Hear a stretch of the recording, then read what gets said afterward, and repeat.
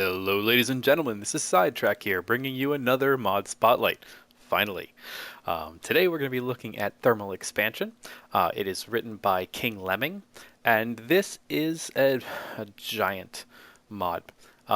It is in its essence a tech mod, so it's got machines and it's got power generation, but it adds a lot of really cool things. So without further ado, let's jump on in here and take a look. So all this stuff that you see around me, with the exception of the chests, has been added with thermal expansion. So this colorful stuff that you see next to me is what we call rock wool. Now this is functionally the same thing as a wool. You can use it to decorate, make carpets, fun murals, whatever you use wool for, but it will not burn. So it has the functions of stone, or the properties of stone, but looks like wool. So very cool for doing buildings, and you don't have to worry about the accidental flint and steel mishap, burning your house down. um, so other things that this mod adds, several different types of ore gen. We've got copper, tin, silver, lead, and ferrous ores. Now, a couple of these can be mixed with other ores to make other alloys, metal blends. But these pretty much have the same use as all the regular, vanilla ores. You can cook them in your furnace, make them into ingots, and then build things with it. In fact, all of these machines require some combination of these. And the other thing, and just like the vanilla things, is you can make decorative blocks out of it. So if you like to decorate with metal, you can. Lots of fun colors. Alright, so this mod adds all kinds of things. In this video, we're going to talk specifically about how to generate power, how to transmit and store power, the basics, and we're going to talk about a couple of the machines that use power. Specifically, we're going to talk about the powered furnace and the pulverizer. So all of these machines will be covered, and all these blocks in various videos after this one. Today we're just going to look at power generation, the powered furnace, and the pulverizer. Alright, so let's start off with what I have in my hand. So this is not a block, this is a crescent hammer. If you're used to Buildcraft, it works like a wrench, and actually it should work as a wrench for your Buildcraft things. So if you've never heard of Buildcraft, then it's a good mod too. I'll probably do a spotlight on it at some point. So this wrench functions, essentially it's a way to manipulate all the various objects, so you can use it to rotate your blocks around. In case you didn't see, it's rotating around in a circle. And then another important thing, wrong button.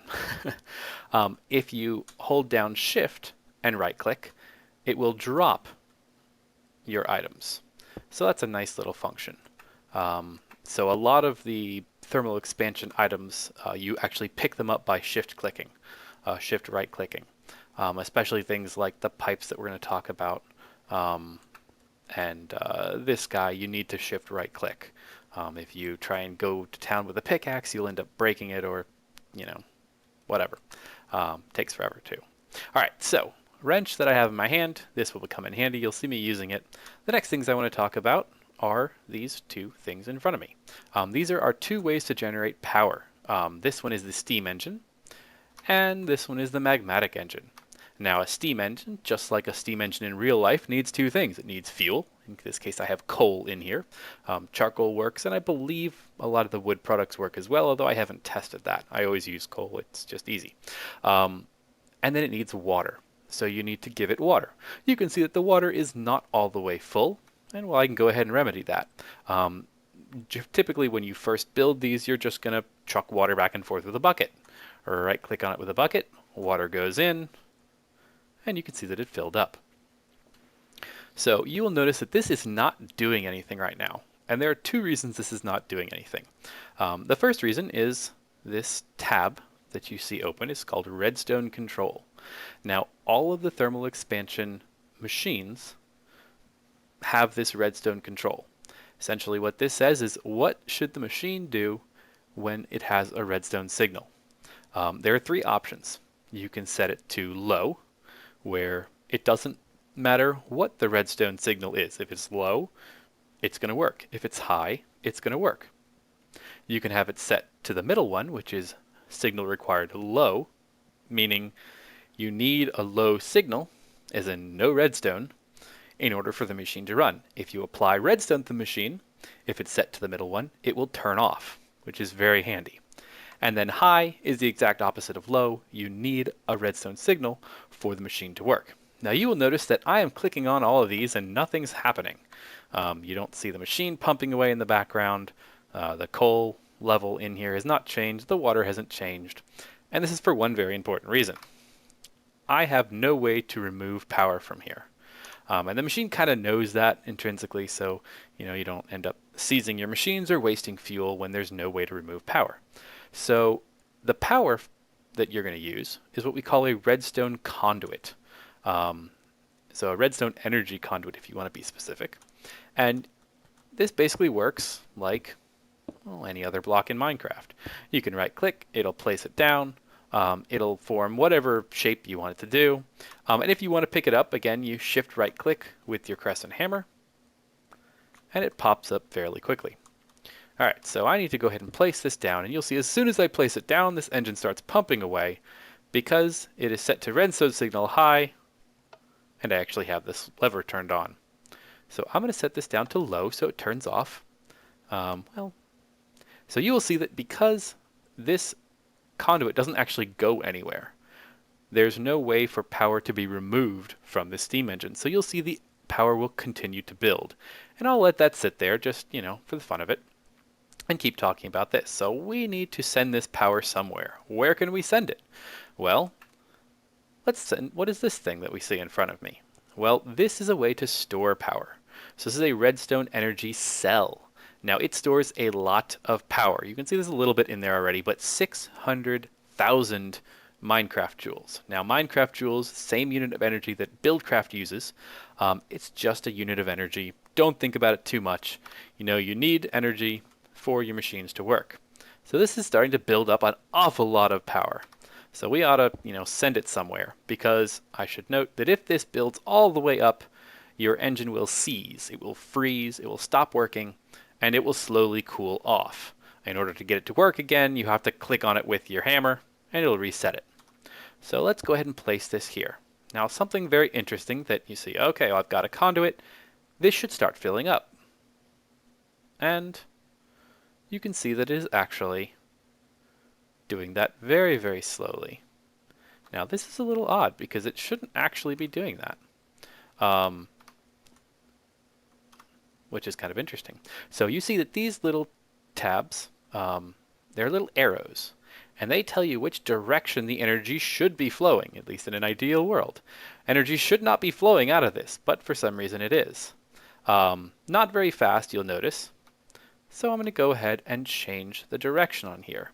And you'll notice the energy quickly starts leaving the steam engine. This is what should be happening. Not quite sure why it was leaving to begin with. I wonder if that's a bug with the current version or something I did. So you'll see this is starting to fill up, and it has drained all of the power out of here very quickly. And essentially the way this functions is every time this pulses, it sends a burst of energy through the cable, and it goes in the direction that the arrows are facing. If you're ever having trouble with power, you're like, oh no, this isn't filling up. What should I do? Well, this is going the wrong way. And there we go. So, steam engine. You need coal, water, and then someplace for the energy to go. This next one is a magmatic engine. And opposed to the steam engine, this is fairly simple to set up. You just need lava. So I can go ahead and add a couple of these. Change the direction that this arrow is facing, and turn this on. Alright, so you'll see both of these are set to high. They're pumping away. If I flick this switch, they will turn off. Pretty cool. Now, one thing I should note, there are other tabs here. So we talked about the redstone energy control, or the redstone control. There's an information tab which tells you a little bit about each thing. There's a tutorial that tells you typically about the redstone control, and then there's an energy bar. So most of the two things that you can use are the energy, which tells you the power usage, as in how much power is it producing in this case, since it is an engine. If it were another thing, it would tell you how much power it's using, a regular machine. It tells you its maximum power, what's the maximum amount of power that it can produce. In this case, it's 2 Minecraft joules a tick, and how much energy is stored. You'll see the energy builds up and then releases, builds up and then releases, not just every time it pulses. So 2 Minecraft joules a tick for the steam engine. Magmatic engine actually has 4 Minecraft joules a tick. So at the moment, it's twice as powerful. Now, I think I read somewhere that in the next build or two, they are increasing the power of the steam engine. That might be just hearsay at the moment, but I believe that's to be the case.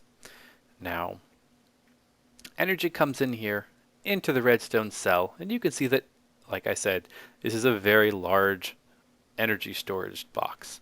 Not the easiest thing to make, but we'll get into some workarounds in a minute. So it's building up. You can, tell what to do with redstone control, and essentially any energy that comes in here, you can siphon right off, and you can tell it how much this can input. 100 Minecraft joules every tick. So I'd need a lot of engines to get up to that amount. The maximum output, and this is it's actually very effective, especially if you're thinking about you want to limit the amount of power that is sent outwards. I'll let you come up with why that might be important sometimes. All right, so what are we going to do with this power? Well, bring us to our first machine that we're actually going to use. This is the powered furnace. Now, powered furnace functions exactly the same as a regular furnace, with some added bonuses. Say you only had 1 gold ore to process. You're going to create 1 gold ore. It's going to give you 1 gold ingot. And if you only have 1, you kind of end up wasting an entire lump of coal. Which, if you're like me, I'm kind of, a little anal about things like that. I don't like wasting resources, so this annoys me.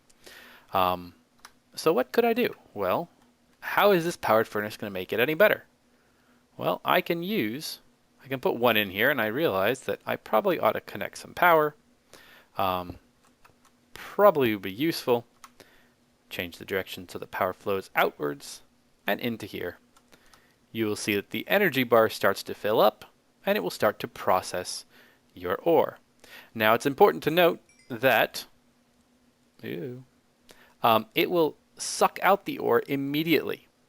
So unlike the regular furnace, it takes the ore first. So if I'm like, oh no, I want to cancel it, it doesn't cancel it. Just, want to point that out. The other great thing about this, if I only want to run 1 ore, I can only burn 1 ore. And it doesn't waste any energy. It's not taking anything in. You'll see if I come over here, let me turn these off. Oh, that seized up. No, it didn't. Yes, it did. Weird. Oh, I know why. It ran out of water. So I'll turn this off. Yeah, you don't want your engines to run out of water. Not very useful. You'll see that there is nothing coming in. There is nothing flowing out. So if you're not using any power, you can come over here to the energy. It is not using anything. Well, how much does it use if I put something in there? It uses 2 Minecraft joules every tick. Good to know. You can run a powered furnace indefinitely with 1 steam engine. Pretty cool. All right, so what else can we do with this? Powered furnace seems kind of useful, but it's not that great on its own. You're like, well, seems like a lot of work just to smelt ore. Why would I want to do that? Well, that brings us to our next item. This is the pulverizer. If any of you are used to maybe something like industrial craft, it's very similar to the macerator. So we'll hook up the power. Power flows out, power flows in, filling up, stores energy. What are we going to do with this? Well, we can take our gold ore, we can click it in there, and what does this do? Let it sit, and you get 2 pulverized gold. 1 gold ore, 2 pulverized gold. What do we do with pulverized gold? We throw it in the powered furnace, and it will cook it and turn it into ingots. So, powered furnace plus pulverizer, you double your ore output. Very, very cool, very useful. So even that, if this was all this mod was, that would be pretty cool for me. I like doubling my ore output so I can spend less time underground, more time, farting around building crazy things in my house. But what else can we do? Well, you will see on this GUI, you will see that there are these colored boxes. And there's this green configuration tab that was not on the engines. If I go ahead and open that up, you'll see kind of a paper doll of our powered furnace. You see the front, the top, the bottom, the left, the right, and the back. Well, if you wander around the side of here, you'll see these different colored boxes. What do these do? Well, this is where, if you have Buildcraft, they blend very well together. So if I go ahead and put a pipe, you'll see it connects. I've got to go into a chest, and let's throw some ore in here and see what happens. It's gonna cook along, and as soon as it's done, hey, it pops out into the pipe, so you don't need any redstone engines. Anyway, it'll immediately put it into the pipe, and it'll start sending it toward this chest. Well, what does this configuration tab do? Well, I can change what these things do. So if I want to say, oh, I don't want it to output on that side, well, you'll turn off the orange. The orange goes away on this side, and it will no longer output. If we say, maybe I want it to go output to the top, change it to orange. The orange is here, and it will immediate output to the top. Now, this can output into chests, it can output into pipes, and it can output into other machines, as you'll see in a little while. So it just starts filling up. Not too bad. Let's take these out of here, just so it can stop working, and put all this into this chest. So the next thing I want to show you, I'm going to go back to this pulverizer because I do want to mention this here. I don't want to do that. Alright, so the pulverizer you see has two different colors. You've got a yellow color and a red color. Well, let's throw some iron in here. Let it sit for a minute. It may take a moment.